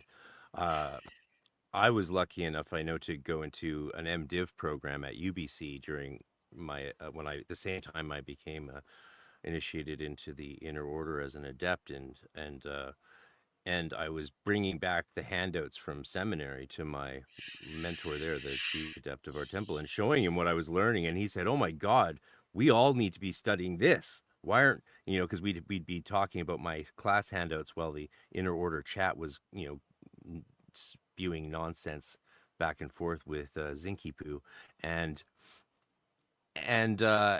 it was like, yeah, like the churches have actually learned quite a bit from all their fuck ups, shall we say, if you pardon the expression and my French. And they've developed some ways of handling that stuff, and that's a good resource for the esoteric world, which has had to be pretty silent due to, in part, probably illegality of magic in most countries up until very recently, relatively speaking, of course. And so now we have to play a little bit of catch up, I think, in the training of teachers. It was the first thing we tried to do at our temple, was actually start having classes for teachers on how to teach and giving them lesson plans and letting them know how to do this. And it's the first thing I advise my spiritual directees or anyone who asks me when they're asking what they should look for in a teacher. And a lot of people get upset that I refuse to say I'm the best magic teacher on the block. They get really upset sometimes when I say I won't say that. And I say, look, if you are working with someone who can't articulate their expertise and their limitations, that's a dangerous human being to spend your time with, because that's someone who probably has a very overinflated ego and is not ready to be a teacher of anything. Here's a question from one of our viewers, John Elbin. He says, question mark, can you share your thoughts on the biggest downfalls of the GD system? Now, Mark, I have no idea what your background in the Golden Dawn tradition is, so I'm actually really curious to hear what your thoughts are on this, and if you'd like to share anything about how you first even discovered the Golden Dawn tradition at all, because I don't know if it's something you've ever really gone in depth about publicly, and I'd be very curious. You are one of the few veterans we have left at this time in the world. I encountered the Golden Dawn probably. Well, I had already been involved in Amorc for many years. My great uncle joined in the late 20s. I have letters here at my feet from Harvey Lewis to him. So it's different. I had letters here from, again, people who experienced the occult, the Nazi occupation of Europe, and who were in different occult groups at the time. I have letters from them. So my experience with people has always been somewhat serious. Folks who I sat in lodges with were of a different generation, so their views on things were very much about whatever the work happened to be. Again, what is your duty? Are you fulfilling your obligations? Because then everything happens. You take care of the pennies and the dollars take care of themselves. This is kind of the view. So I experienced the Golden Dawn through Regardie's book. I then experienced the Golden Dawn through some folks who I knew. Wasn't terribly exciting. Jean Dubuis, the founder of the Philosophers of Nature, created a Kabbalah course in the early 70s, mid-70s, which provided tremendous insight into aspects of the Golden Dawn which no other group had done, and had taken it and looked at it as an initiatic methodologies. So this was very informative and helpful. I knew Dr. Joseph Leshevsky for many years. He, of course, was close friends with Israel Regardie for probably 15 years and wrote the book Israel Regardie and the Philosopher's Stone, which I wrote the foreword to. I've had several very pleasant conversations with Pat Zaleski on the Golden Dawn,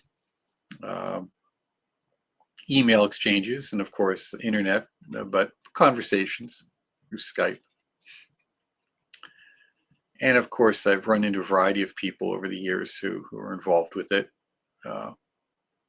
and have had, for the most part, I've enjoyed the encounters, Cicero's in particular. They're very pleasant.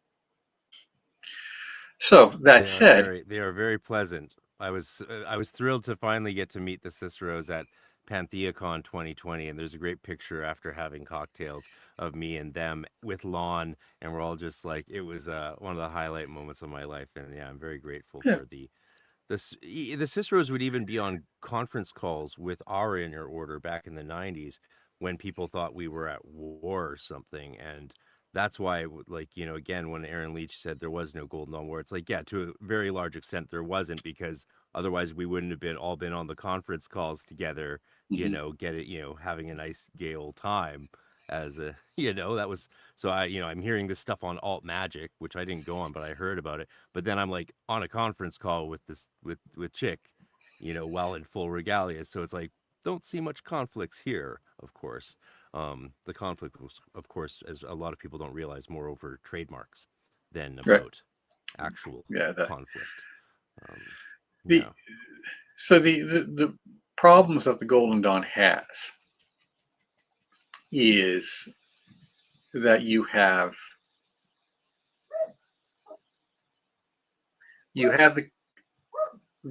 what we'll call Golden Dawn fundamentalists, not traditionalists, but fundamentalists. And these are people who get a hold of some of the books, usually Regardi and a few others. And if it's not in there, then it doesn't exist. That has weakened somewhat over the years, but it's still there. And then you have people who don't understand the notion of congruity, where things have to fit together. So when you look at the Golden Dawn, and I can point instead, if I wanted to a Martinist group who did Martinist / Grail / something else group that did something similar. So this is not unique. Please understand that. Is when they're practicing for a while and they have this body of literature that they're working with. If it's not in there, they try to find it somewhere else. And while we can have a fair degree of eclecticism, the problem is, can you be so eclectic that it doesn't work anymore? Because you were asking earlier about Eastern ideas and stuff. The reason I'll use certain terms like the Kali Yuga is because it's easier to get my ideas across. There's an irony there that I can reach more people and get more attention to talk about the subject matter when I use that. My word processor recognizes bodhisattva as spelled properly, and I didn't put that in there. That came loaded that way, in terms of spelling it. So I think we have to again look at how are we presenting esotericism in terms of culture. So the greatest problem that the Golden Dawn probably has is it looks at esotericism or presents esotericism or magic as a collection of methods rather than as a philosophical view. And that philosophical view is discussed later on when really it's foundational and its emphasis should be early on, not in the memorization of tarot cards, geomancy, and astrology. Those things really aren't that important.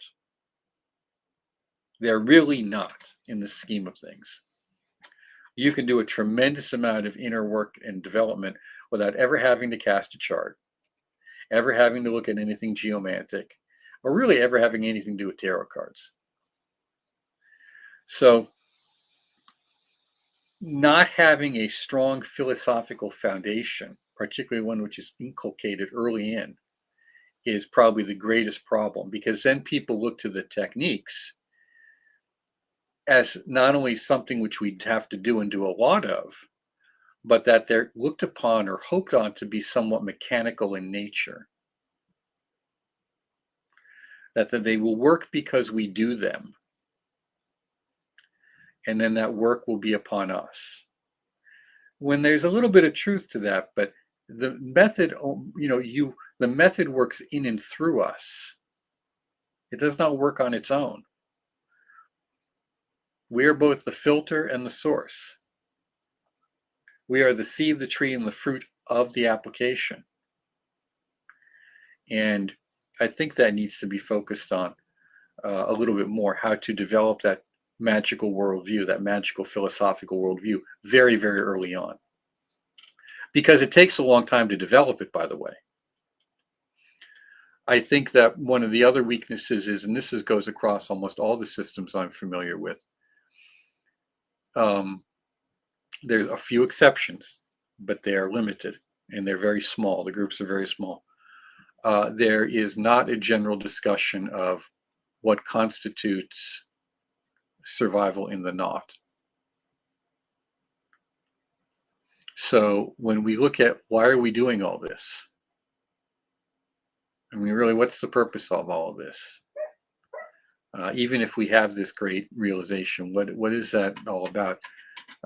There needs to be some greater discussion of what constitutes the purpose of it. So trying to book on it in that end. I think the strengths are some of the methods. I think the methods do work wonderfully well on a interior level. I'm not convinced that they work necessarily well on an exterior level, but that's for a variety of reasons that are easily fixed.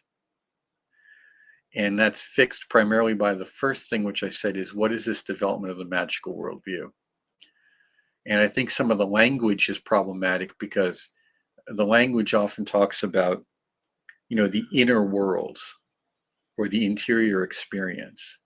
So when is the transition point between the interior worlds as a purely subjective experience or phenomena, such as Dion Fortune describes in much of her pathworking, so-called pathworking, and a genuinely objective exterior yet spiritual experience, which there's, some, depends on how you want to define the terms there, but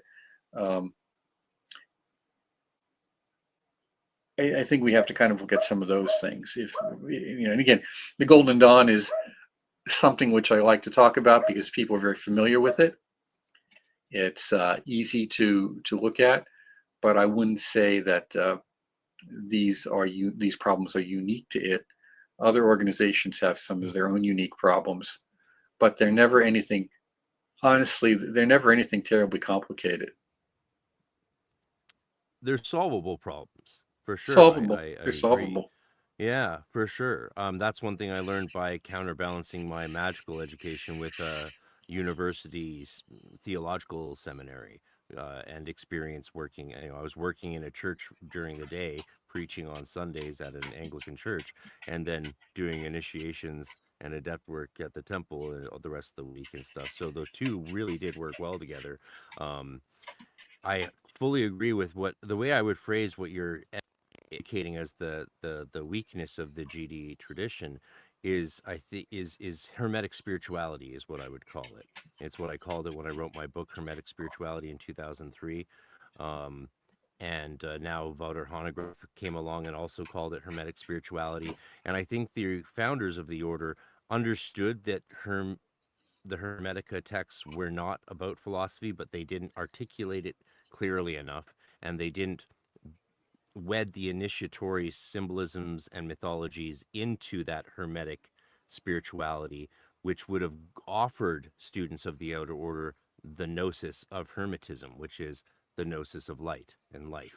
And the more you experience that, the more you become embedded in that. And Hermetists were kind of interfaith, for lack of a more appropriate term in that time, but we would call them today interfaith. Zosimos believed Jesus was a savior. The idea of the savior wouldn't have made sense to people of that time, as we know. Like, the savior? What do you mean, the savior? A savior, for sure. And so I think if that was more emphasized, as I'm doing in the Golden Dawn training, that would help tether people better together without overriding the religious freedom that comes and is explicitly indicated by the vow, whereby you can be of any religion in the Golden Dawn. That's why we don't have explicit teachings on what's a spirit, what is an angel, what is this, because that's up to each person's religious paradigm to answer for them, right? If you're a Christian, then you'll view a spirit or an angel as you do in your denomination of Christianity. If you're Jewish or pagan, then you'll view it however you want in your religious framework. The Golden Dawn's open to all those religions. The Inner Order, of course, has that solved because it uses the Rosicrucian mythos to hold itself together. But the Outer Order needs that Hermetic spirituality, I think, to solve that problem. That's my opinion. And let's just, before you respond, quickly bring up this question that a kind viewer has asked. Question mark, what practices would you recommend someone on the occult path to use on the side of the practice itself in order to train the mind and keep one balanced and sane and on a good path? Thank you for the questions. It depends on where you're at and what you're looking for, because there's probably 5 or 6 possibilities. I think an always good place to start is learning how to pay attention to your own mind and to ask yourself the question, is this my idea? If so, where did it come from? Is this a good idea? Should I act upon it or not? With this comes some just fundamental breathing practices to learn how to manage your nervous system so that you can respond in a healthy way to things, not react, but respond. Not go habituated, but through choice. And then to ask yourself, what is the reason I'm here? Why am I studying this? What is it that I expect out of it? Because that's going to change in many ways what you do, what your secondary practices are. I think that everyone really should work with this notion of bringing terminality into their path. We can talk about death and resurrection and using that with the Adeptus Minor degree. But in reality, we have to work with lucid dreaming, because if we can keep our mind lucid during our dreams, we have achieved a greater state of mental control. And that mental state of control will benefit us not only in everything which we do, but will also then benefit us after death. I believe that the notion of the survivability in terms of the body of light is very important practice, which is under discussed and underutilized in most orders. My book, Between the Gates, is a very good overview and introduction to that.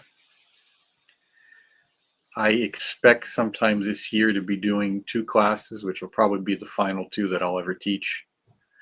One is on practicing the presence of God, and the other is going to be pretty much everything that I know on the body of light, or what we call the rainbow body from Vajrayana, but also not exclusively there. That's, again, I have to use that term because more people know it.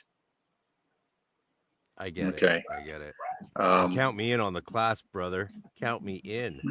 Yeah. I need to read your Gates of that book on the Gates of Life and Death. Between the Gates. Maybe once I read that.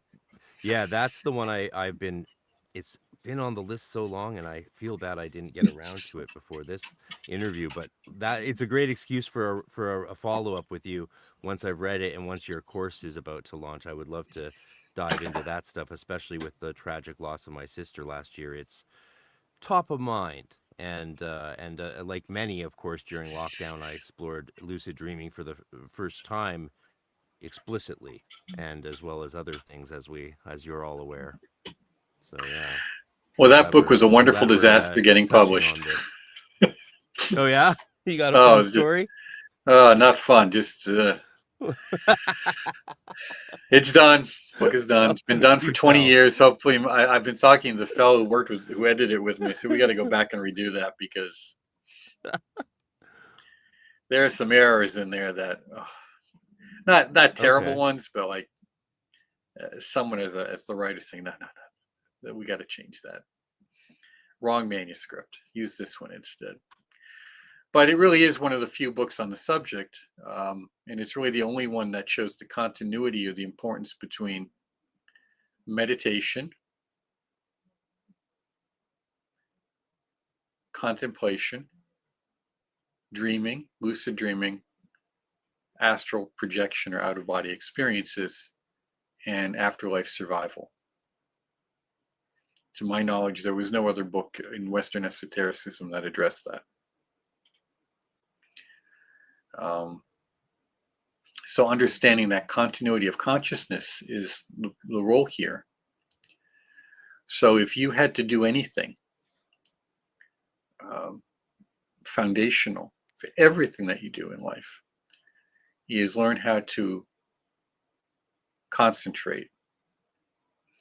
You do it naturally all the time. You easily have no trouble concentrating when you are absorbed into something. Learn how to take that natural meditative absorption into everything that you do in your rituals or in anything else. Don't do rituals as if they're katas, martial arts forms. Do them from a very relaxed and focused manner, not as if you're cutting through the air and shouting. This whole way of vibrating the names is so contrived, it's worthless. It's best to really feel the name. Really feel it. Your body will vibrate naturally if you can really feel it. And let that vibration move through you and out and back, and do this. Don't have this like, I have to do it 7 times or I have to circulate it. It's too much thinking is getting in the way of the experiencing. Yeah, the problem is people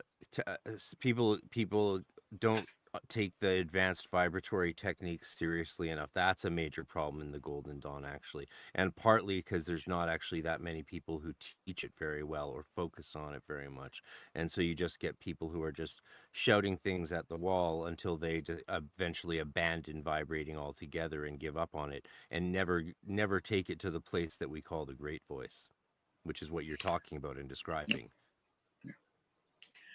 So, do your best with that, and don't be in a rush, because some of the most, we'll call, developed people that I've known. I mean,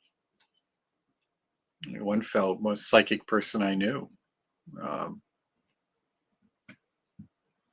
you could walk up to him and he would just tell you anything. He was in a way, it's kind of a bummer because you couldn't surprise him with anything. But he did his practice every day and he just did it. That's what he did. And he said, when the fruit is ready, it will fall. So when we have these systems of degrees, there's too much of this notion of I want to get to the higher degrees to get to the good stuff. When in reality, if you're taught properly, all the good stuff is going to be in the beginning. And you're just going to elaborate on that in more detail as you go. My students are all like slapping themselves in the face right now, I hope, because this is what I am always saying to them. What makes advanced techniques advanced, and especially in the Golden Dawn tradition, it's not because they're these long, thick rituals that take 2 hours to read through in the temple. No, what makes the ritual advanced is your skill with the fundamental techniques. Otherwise, you're just, vibrating and babbling at a wall. Well, and I think with that, it's important to understand, if you get good at it and the technique works, then you'll know because you no longer need the ritual.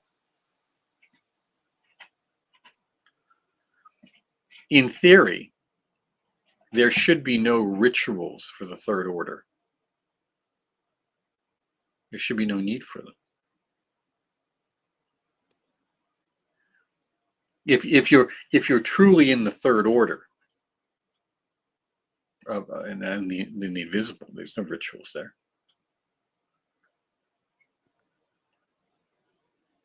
Do I need to go back to my textbook and look up the proper conjugation of a verb if I know the language? No.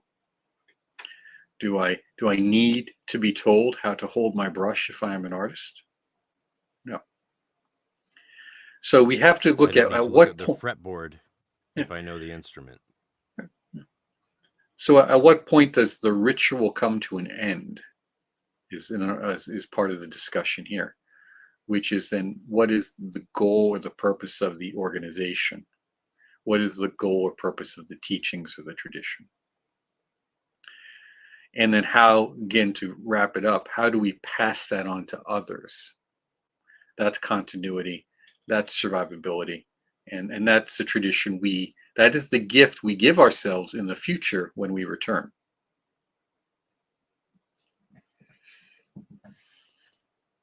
That is so beautifully said, and I love how our conversation today has flown from where it began to this point here, almost in parallel with the pattern of life itself. I feel like Mercury retrograde didn't do us any harm today, other than a slight miscommunication about whether it was Eastern or Pacific time amid the time change era as well. So that was thank you for being so kind to the miscommunication about that. Obviously, now Well, that was just too yes, now funny. third order. That It was was just too too funny. That funny. was Yeah. too funny. It was too funny. Oh my God. I wish we could had time to talk about that let people know what happened, but we don't have much time left because you have a hard out at 2 hours, you said. So we have like Mhm. 4 minutes left. And so how do I spend the last 4 minutes with you now? It's Now, obviously, when we're talking about the Stella Matutina, they did have a ritualistic third order, but in the Golden Dawn in general, oftentimes the third order is thought of as the supernal order and therefore discarnate, despite what the Stella Matutina did with their ritualistic third order, which is super cool also. But yes, Mhm. when it comes to Yeah. what's this all about, Tomberg, to bring back Tomberg as a nice bookend, he said the whole purpose of all of Hermeticism and all esotericism and all spirituality and religion was to change our death from this to this, Mhm. right? So instead of hitting a wall and then we're dead, we glide up it. And I asked my mother recently, because she was a TM practitioner her whole life.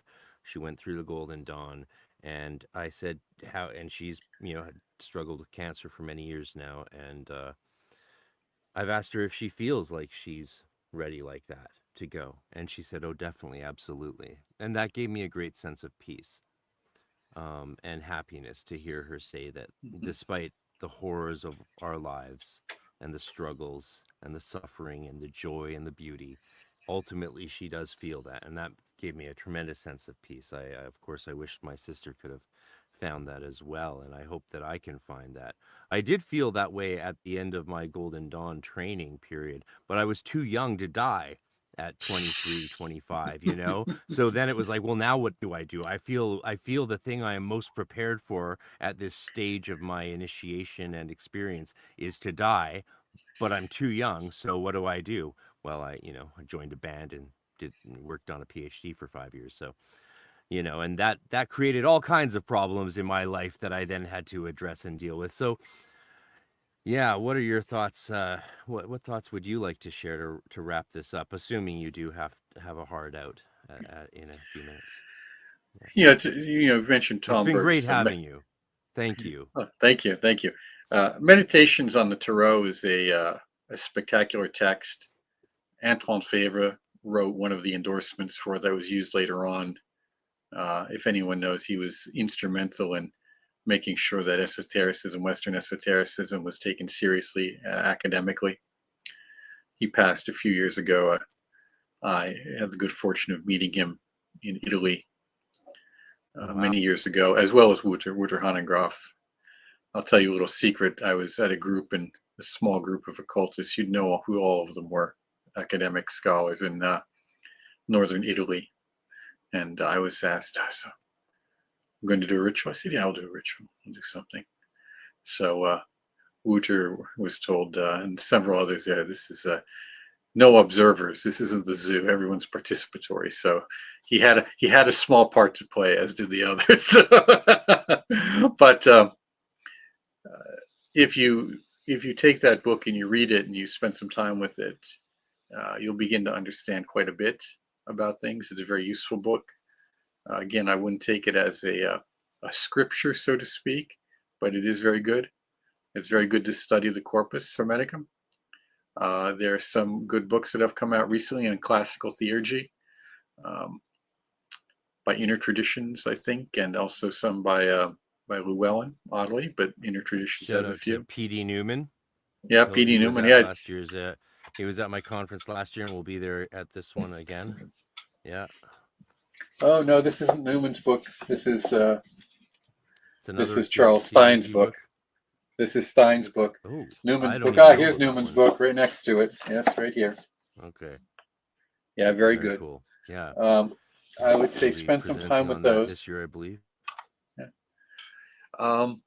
Of course, the Institute has classes. We have a 6-week class on the 3 books of occult philosophy. We have Oh, very a cool.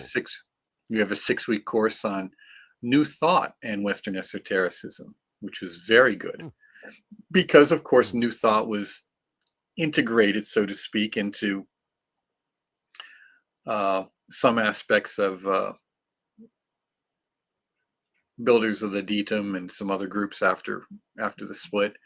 But it actually has a strong connection, as many of your listeners may know, to um, traditional Indian philosophy, but also German Romanticism, which would be natural philosophy or natural magic. And we have, of course, our course Pluto and Aquarius 2025 and beyond, which is probably the final set of predictions I'll give publicly. Uh, and because this is good, this is very solid. This is stuff about what is the direction we're heading in and things you can do for your life and your children and your grandchildren to make things better for you. Predictions aren't meant to be fatalistic. They're meant to say, hey, it's raining out, take an umbrella and a coat. It's snowing, put a jacket on. You know, so we have to take advantage of the skill sets that we have to improve our opportunities. And of course, we have our free course, Unfolding the Rose, which is 6 hours of free material with a lot of support material too, which is very good. I remember the first time I only did it once, but I remember when I first grabbed that years and years ago when I first discovered you, and I was like, wait, how long is this? And I looked, and I was like, oh my God, this is one serious fellow here, and yeah, highly encourage that people. And I'm glad you mentioned some of your other courses that even I was unaware of, and your Vox Hermes blog is excellent with some great stuff as well. And it's great that you have a love of Tomberg. I'm just preparing actually my part two of a lecture on his biography, because of course I grew up in the Waldorf school and speak German, and I'm a big fan and love Tomberg's work, especially as it's in the sense that it's parallel but sort of contradictory in some ways to the Golden Dawn tradition specifically. But I think Tomberg is just a remarkable person, Well, and those I'm French really schools are glad very you different, and find I them to think be so as well. They are. that's why it's very good for the Golden Dawn folks to read it, because the understanding the Golden Dawn folks can have of the tarot can be very rigid, uh, Mhm. very formulaic, I and it agree. works. I mean, it's fine, but it's not the only view. But with Yeah, that, I I am actually done. am. You are done. Yeah, yeah. I'm halfway through almost a lecture on a 22-hour, 26-hour lecture on his whole tarot meditations, which I will be sharing with the public eventually. I think one of the lectures is posted publicly. I'll send you the rest, a link so you can check out the rest if you want. But Mark Stavish, thank you so much for coming on. Everybody who's listening, please give him a round of applause or send him some light and love. And this has just been an absolutely wonderful conversation.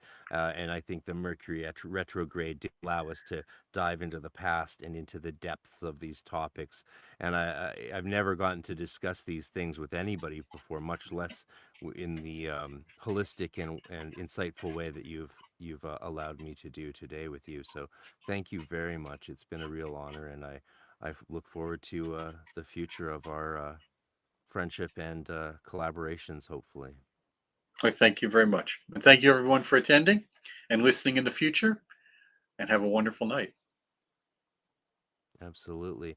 And I have just one or two things to say before you sign off. So I'm going to end the stream here and just say them to you there, just to do with downloading of recording files onto your computer so that the quality is not damaged, as it was with Louvre's. I forgot to mention this to him. So thank you everyone for watching. Go check out the Institute for Hermetic Studies. Go read Mark's book on Egregores and on life and death and all the rest of his work and his blog. Thank you, everybody, and have a wonderful Tuesday. Cheers.